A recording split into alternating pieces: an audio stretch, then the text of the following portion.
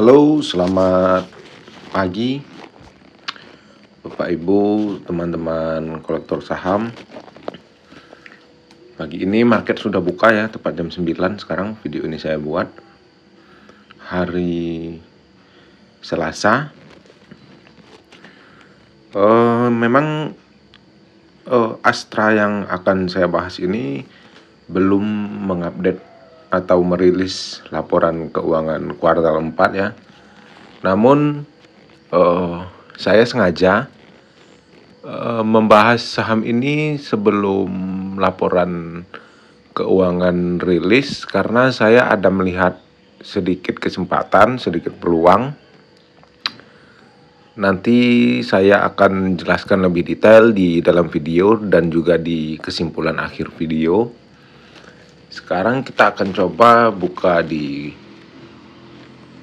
lembar pertama tentang struktur modal.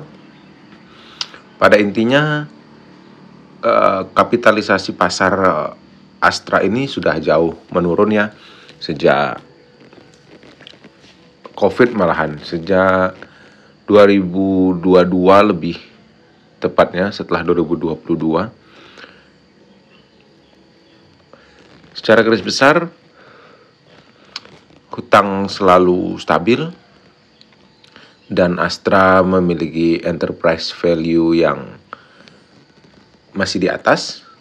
Jadi secara tidak langsung atau bisa kita katakan harga Astra menurut perhitungan enterprise value saat ini masih murah. Masih ada gap sekitar hampir 50% dari kapitalisasi pasar saat ini, yaitu di 189 triliun dan enterprise value yang di 291 triliun. Selanjutnya ada posisi keuangan dan tingkat cakupan utang, di mana beberapa tahun terakhir hutangnya cenderung stabil. Namun saat ini memang di kuartal 3 kemarin arus kas bebas agak menurun, mungkin karena setelah membagi interim untuk membagi interim gitu ya. Namun cashnya meningkat. Namun kita di sini masih bisa tenang karena hutangnya tidak bertambah. Karena memang Astra sepertinya memang hutangnya ada di rank sekian, karena memang dia saat ini porsi revenue untuk penjualan otomotif itu sudah sangat balance ya, di sekitar 40% dan sebanding dengan pertambangan dan penjualan alat berat. Jadi itu mungkin yang untuk membutuhkan modal yang terus-menerus ditambah karena menjual otomotif dan alat berat. Jadi kita masih memaklumi dan mentoleransi hal ini. Selanjutnya ada tentang kinerja ya, di mana ketika awal tahun kejatuhan harga Astra 2024 setelah rilis kuartal satunya memang margin bersih itu menurun dengan pendapatan memang Astra juga terus stabil berada di atas 75 triliun. Namun saat di kuartal 3 kemarin memang terus mengalami peningkatan sejak dari kuartal 2. Dan di kuartal 4 semoga lebih baik lagi. Lanjut ada ya masih tentang kinerja ya. Anda bisa lihat di sini memang yang kita lihat pendapatan neto itu di kuartal 3 membaik jauh membaik dari sejak kuartal pertama di 2024, walaupun memang ROE itu sedikit menurun ya di kuartal 3 terakhir itu. Namun kita memaklumi karena beban bunga di 2024 sangat menjadi tantangan bagi perusahaan ini. Dengan bertahan dan menghasilkan kinerja seperti ini, kita masih mengacungi jempol untuk Astra. Lanjut. Di sini ada pendapatan dari sektor yang difokuskan Astra, yaitu ada 2, tentang pertambangan, konstruksi energi, dan penjualan alat berat. Lalu ada sektor otomotif, menyumbang sekitar 128 triliun, sama bagi keduanya. Dilanjutkan dengan sektor finance seperti Astra Finansial dan banyak lagi ya. Pembiayaan otomotif juga itu yang membuat Astra stabil. Namun di 2024 yang kita tahu suku bunga tinggi mungkin satu alasan yang membuat sektor finance Astra kurang bergairah ya. Namun yang lain masih cukup kuat untuk saling bersinergi, menjaga kestabilan. Itu adalah strategi manajemen yang cukup baik, di mana dulu Astra lebih banyak porsi utama itu di penjualan alat berat dan pertambangan ya, United Tractor. Namun sekarang antara United Tractor atau anak usaha lainnya di bidang otomotif itu bisa dikatakan seimbang. Selanjutnya, ya ini yang kita katakan tadi, otomotif berada di 40%, berperan dalam menghasilkan menyumbang laba kepada Astra. Begitu pula dengan penjualan alat berat, pertambangan, dan konstruksi dan energi. Masuk ke valuasi. Kemarin di kuartal 2 itu sangat anjlok ya, harga kita tahu. Namun dengan kestabilan Astra, itu menjadi valuasi yang termurah dalam beberapa tahun terakhir, bahkan dalam 10 tahun terakhir saya sudah cek. Itu bisa jadi satu kesempatan. Di kuartal 3 kemarin sedikit membaik harga, namun saat ini sudah turun kembali. Astra dijual di harga saat ini adalah lebih rendah dibanding situasi COVID 2020, di mana PBV hanya 0,9. Ya, tapi kita tahu tidak semua yang sedang murah itu juga langsung dibeli begitu ya, karena semuanya ada yang namanya momentum. Kita harus dapat momentum tersebut, tidak asal beli. Memang saat ini sudah murah, tapi alangkah lebih baik jika kita membeli di momentum yang tepat. Kalau ibaratnya orang teknikal bilang itu adalah di bottom. Namun kita tidak neko-neko ya, harus di harga terendah banget gitu, enggak. Yang penting ada momentum yang kita dapat. Itu akan membantu psikologi kita. Karena jika kita membeli misalkan all in lalu harga masih ke bawah, tentu itu akan mengganggu psikologi dan kehidupan sehari-hari kita. Begitu juga dengan PE. PI di sejak akhir 2023 itu cenderung menurun, di mana diperdagangkan di PI 6 kali. Itu sangat murah ya untuk sekelas Astra. Ya juga sama seperti BBV, PI saat ini di 5,5 itu berada di bawah PI ketika COVID tahun 2020. Ya, secara valuasi Astra sangat menarik dalam 3 tahun terakhir.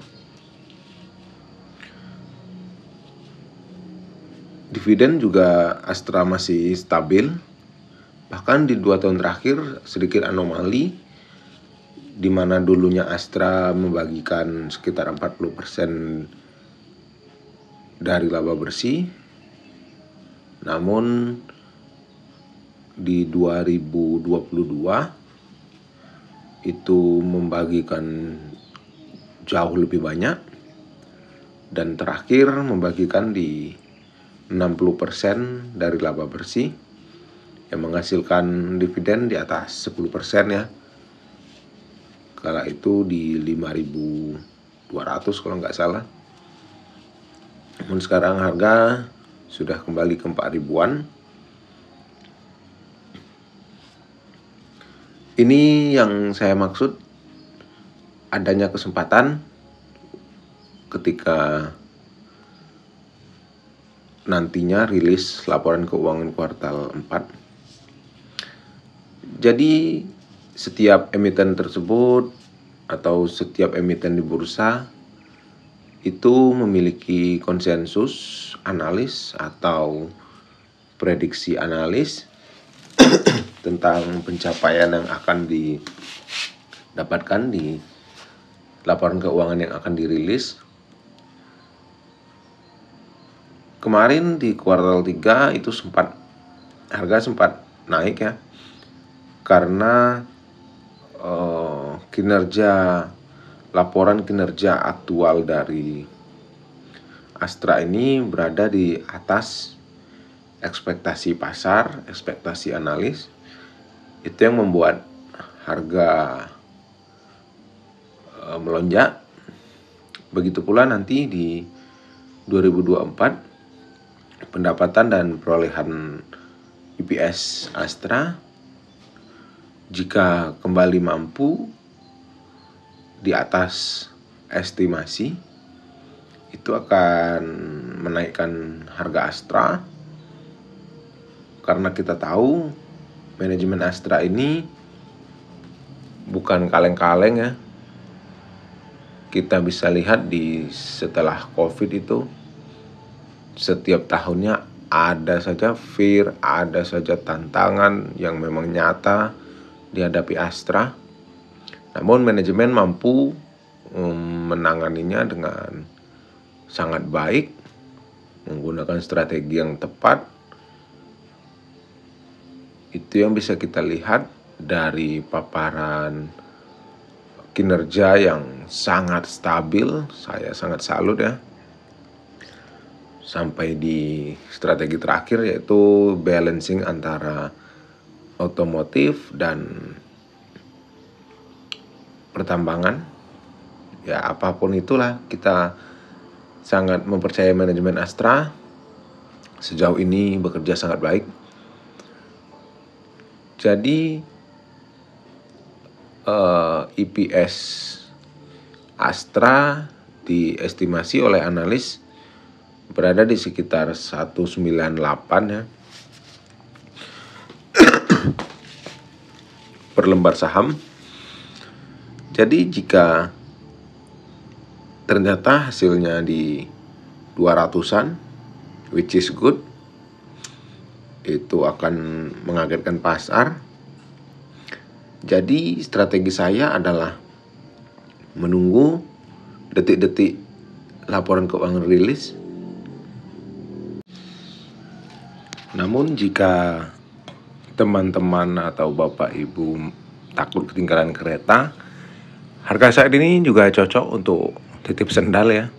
Karena eh, konsensus analis di kuartal 4 itu berada di angka 198, di mana angka tersebut lebih rendah dari kuartal 3 dan lebih rendah dari kuartal 4 tahun lalu. Bagi mereka yang tidak membaca laporan keuangan, tentu jika hasil tersebut memang demikian, akan menganggap kinerja Astra mengalami penurunan tanpa mereka tahu alasannya. Itu akan mengakibatkan harga Astra jatuh, dan disitulah kesempatannya. Jika menyentuh angka 4.000, Anda akan masuk, saya akan masuk, karena itu adalah angka dari target saya untuk di saham ini. Namun jika Anda juga masih ragu dan menunggu benar-benar rilis, tentu juga tidak masalah, karena peraturannya seperti yang saya katakan, jika hasil di atas konsensus, harga di bawah 5.000 masih oke. Namun jika kinerja seperti prediksi atau lebih rendah, 4.000 adalah targetnya. Karena kita tahu sampai 2025 pun kinerja Astra masih diprediksi akan stabil, yang menghasilkan EPS di angka 800-an. Jadi kesimpulannya, jika ini dividen ya, jika payout ratio atau ini yang di bawah ini kita bisa lakukan lebih dahulu. Jika nanti di rilis laporan kuartal 4 mengecewakan, kesempatan harga untuk jatuh dan menyentuh angka 4.000 itu semakin besar. Itu baik, itu kesempatannya. Sebaliknya, jika kinerja di atas konsensus analis, kita masih bisa ikut kereta ya, tidak ketinggalan terlalu jauh. 5.700, 5.800, selama di bawah 5.000 worth it untuk dipegang jangka panjang. Lalu kepada dividennya, jika payout ratio kembali ke 40%, maka harga 4.000 yang kita ambil, walaupun kinerjanya di bawah ekspektasi pada kuartal 4, 4.000 adalah angka yang worth it, karena kita masih akan mendapatkan 8-10%. Namun jika terus konsisten membagikan laba bersih di atas 50%, atau di angka Rp400 per lembar ya, dividen, maka harga di bawah 5.000 juga sudah masih oke. Karena di 5.700 kita mendapatkan dividen Rp400, masih oke, 8% ya, tidak masalah. Jadi strateginya seperti itu ya, seperti yang saya katakan tadi. Ini psikologi pasar akan diuji dengan rilis kuartal 4 Astra. Namun saya masih percaya pada manajemen, kepada kinerja perusahaan ini secara keseluruhan. Ini adalah perusahaan yang sangat efisien, sangat bisa diandalkan, strategi manajemennya teruji bertahun-tahun. Ini juga salah satu saham yang selalu mengisi porto saya dengan dominan, dengan porsi di atas 40% biasanya ya. Namun saya kali ini baru mulai mencicil lagi. Oke, sekian untuk video yang saya buat. Analisis kembali, karena saya hanya sekedar berbagi pandangan, berbagi strategi. Namun ini bukanlah ajakan untuk jual beli mentah-mentah begitu ya. kembali kepada keputusan masing-masing. Terima kasih sudah menonton. Sampai jumpa di video selanjutnya.